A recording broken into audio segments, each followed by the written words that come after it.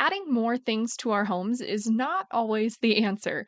However, when you think strategically about the items in your home that have a purpose, it's much easier to keep the important items and then be able to get rid of the unnecessary ones.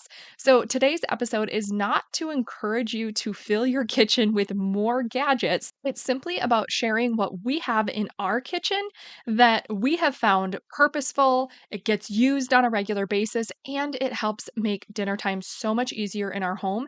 And we've been able to whittle down the unnecessary items much easier when we focus on what really works. Are you ready to stop the chaos, the stress, the overwhelm that's filling your life? I'm Renae Matt, and together you and I are going to build simple routines that are going to change your life. When you put these habits into practice, you're going to be able to organize your life in a way where you can be there for your family, pay off your debt, save money, your house can stay organized, you don't have to stress about what's for dinner, and you still get time for yourself. So without further ado, let's get started. Welcome to the Routine Advantage Podcast. So, today we're going to be focusing on 5 things in my kitchen that make dinner time easier for us. And this helps so much when I think about our meal planning routine and being able to really make things function well in our kitchen. And I came up with 5 because I was like, okay, what do we use all the time that makes things just simpler and is actually useful and is not cluttering up the kitchen. It's not one of those things that you just, stuff in a cabinet and it's lost for 6 months out of the year. And then it's like, oh, yeah, I have that. And you pull it out and you're like not sure when you use it. And then when it comes time to get rid of things and you're decluttering, it's like, well, do I use it enough? Like that's not these items. These items get used all the time in our house. So they might not apply to you. You might listen to this list and say, that these are not going to work well in your kitchen, the way that you do things in your home. And that's totally fine. This is just an episode about sharing what works really well in ours. And maybe you've never given them any thought. And maybe it's something that you can try and see if it helps make dinner time easier for you as well. So we're going to go through the 5 things. And the first one is a wall calendar. That is something that I share here on the podcast. You've probably heard it before if you've listened to any of the other meal planning episodes in this podcast. But a wall calendar, just a super simple spiral bound wall calendar, is all you need for meal planning. So, this is something that I keep inside of one of our cabinets in the kitchen because I like to keep it kind of hidden. But I just have it stuck on a little 3M hook on the inside of the cabinet, and I stick an erasable pen right into the spiral bound piece. So it hangs right with it and it's always right there. So when it comes time to planning out the meals for the week, I just pull that pen down, I write in all of our meals, I stick it right back up, and we're good to go. And if anything changes, I love having the erasable pen because then you don't have to cross it out or scribble things out and make it look messy. I just like it looking clean. So I just erase it and I write something else. And it just makes it really easy. And the wall calendar I use is super simple. I use just a black and white one that has like cardstock. It's made out of cardstock. So it's a matte paper instead of a glossy paper. And that just works really well for me. I get it on Amazon and it's just super simple. But this is something that you probably don't even need to purchase. There are so many businesses that give away calendars every year. So if you're running tight on funds and you don't have some extra money to try using a wall calendar, see if any of the businesses that you work with offer like free promotional calendars. You're probably going to get all of their branding on it, and that's totally fine if you're just testing this method out to see if it's going to work for you. And if you need to go back, obviously go back into the previous episodes on meal planning and you will hear all about how I use the wall calendar. Number 2 is a designated meat container in our fridge. And this one does sound really odd, I know, because it's not something that people often have in their fridge. I've never seen anybody else have something like this in their fridge unless it's like a pre-designated drawer in your fridge. We don't have all the additional drawers. We have a really old fridge. So every time we would want to pull meat out of the freezer and it would have to thaw overnight, right? So every time we'd pull meat out, we would end up putting it on a plate or in a bowl and it was always really clunky. And then we'd have to put it in the fridge and it would take up half the shelf. And it was just kind of annoying because you're putting it in this container so that it can collect all the juices and things like that. So if it's thawing, if it ends up leaking, you've got something to contain it.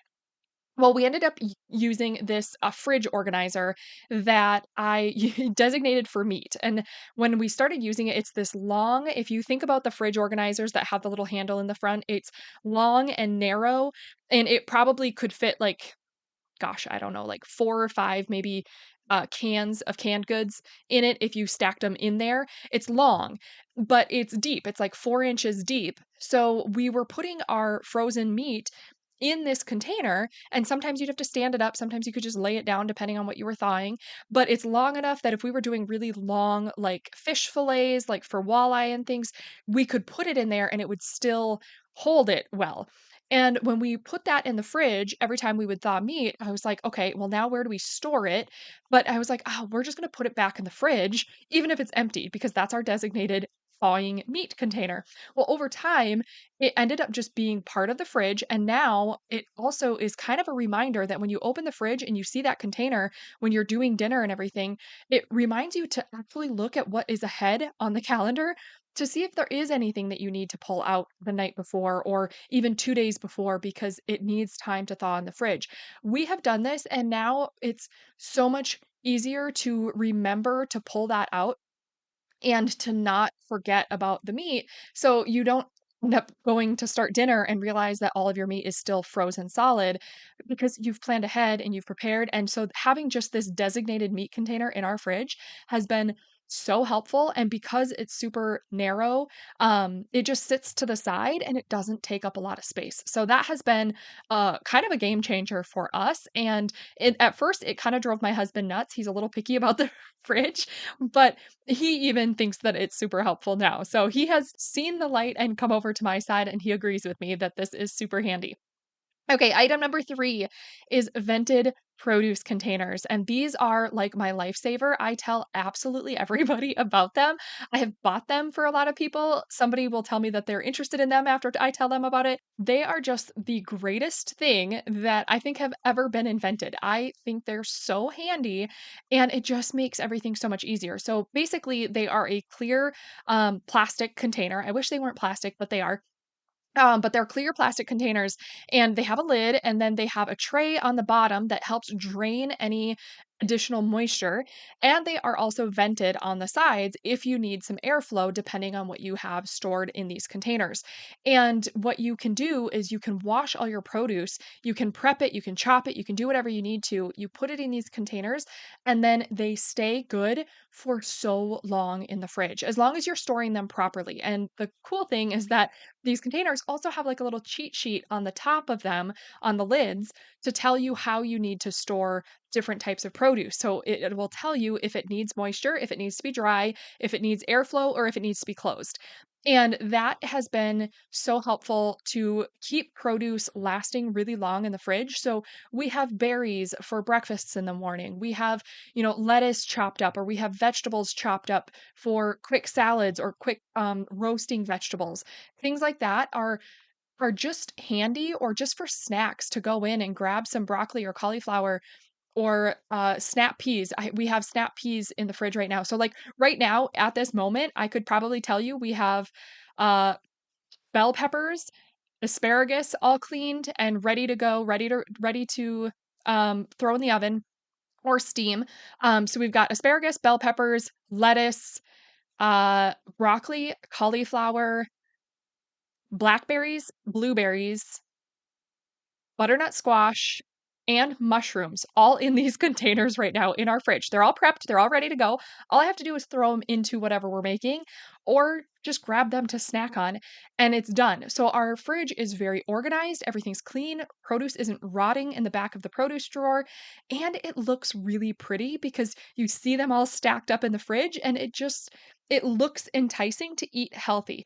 So I absolutely love them. I cannot say enough good things about them, but they are so handy and they are used all the time. More often than not, I'm actually trying to find another one and debating about whether or not I should buy more because a lot of times we are trying to find another container because I've been using them all the time. So they're just super handy. Item number 4 is a large cutting board and chef's knife. So I kind of paired this together. Having a large cutting board is so nice. It is definitely not a necessity. You can definitely use a small cutting board and a different knife, but to just make things easier and very handy, I love having a super large cutting board and a chef's knife. That's just my favorite way to chop things. I think it's quicker, I think it's super seamless, and it's kind of fun. You feel like a chef when you have this big giant wooden cutting board and a nice chef's knife. It just makes things easier, and I use it daily, probably multiple times a day. I just love using it. I don't have to do a lot because most of it's already prepped, but there's just certain things that you want to chop smaller or you want to do things, and just having this big cutting board and it's easy to wipe clean, it just makes it so much easier. I don't use it for meat. I only use it for like produce and things like that, but it is super handy. And making sure that your knife is sharp, or at least you have a sharpener handy, is also super important.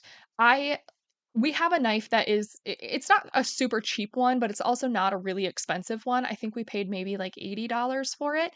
So it wasn't like a $20 knife by any means, but it's still not the greatest knife ever. I would definitely love to invest in a really quality knife, but I just don't know what to buy. So if you have recommendations, you can definitely send them in my way. But what we have is something that works really well for what we need. I just have to sharpen it pretty often. So that is one thing that I think makes a big difference. Is there's nothing more frustrating when you're trying to get dinner ready is to have a dull knife. So making sure that you have a nice sharp knife is also really key to make things go seamless at dinner time. And item number 5 is a salad spinner. I know that this is not a requirement in most households, or in every household, I should say, but a salad spinner is something that I will never go without. If our salad spinner breaks, I am buying a new one right away. We use it all the time, and you never have soggy lettuce. It's just useful, especially if you go through a lot of lettuce. We go through a lot of lettuce in our house, and that is something that we will not go without because I just think that it makes such a big difference and makes cleaning lettuce so much easier. I think cleaning lettuce is actually kind of annoying unless you have a salad spinner, because then you can just chop it all, throw it in the salad spinner, rinse it all and clean it all off, and then just spin the water out and you're good to go. And I love doing that, and then we spin all the water out as much as we can, and then we put it in the produce containers, and then we've got chopped lettuce that is good all week long. Most of the time your chopped lettuce just gets brown and gross and weird, and it doesn't happen when you do it this way. You can chop it all up, you can have it all washed, ready to go, and put it in those produce containers, and then they stay all week. And you can throw them on burrito bowls or on a bed of, or like make a bed of lettuce for enchiladas, or you can make a big salad, make tacos, whatever you need lettuce for. You can throw it on a sandwich. It just makes it so much easier. So I love having a salad spinner. So those are my 5 things that I think make dinner time so much easier in our house. And I would love to actually hear what 5 things you think are super important in your house. If you want to share them with me, I would love to hear it. You can go to our Facebook group at theroutineadvantagecommunity.com. And I would love for you to come and just post and share what 5 things are important for you in your kitchen and see if we have any similar ones. But like I said, the goal of this episode was not to go out and get you to buy more things. I just wanted to share things that were really helpful for me. So, a quick recap of those 5 things in my kitchen that make dinner time easier is number 1, a wall calendar. Number 2, the designated meat container in the fridge. And number 3 is the vented produce containers. Number 4, a large cutting board and chef's knife. And number 5, a salad spinner. If you do want to see what I have in our kitchen, then you can go to my website. I have most of these things posted. I think I might have all of these as I'm going through. I might have all of these linked on my website for you, so you can go check them out. I have some others too, but these are all in there. And you can go to reneematt.com. If you want the direct page, it's reneematt.com/resources. And you can just scroll down to the kitchen and meal planning essentials section, and you're going to find all the things that I talked about in there. because I would highly recommend them for anybody. So I have them linked in there because those are my handy items that I would recommend that most people get if they live a life that's similar to ours. So that is something that I think is super handy. You can go and check that out at reneematt.com, and I will catch you back here on the next episode. Did you love that episode or learn something useful? If so, would you do me a huge favor? My goal is to grow this podcast and help as many women as I can break free from the overwhelm so they can truly enjoy their life. The best way for me to do this is for you to leave a 5-star written review on your podcast app and to share this episode with a friend or in your Instagram stories. I appreciate you being here. I hope you have a wonderful day, and I will see you on the next episode. Take care.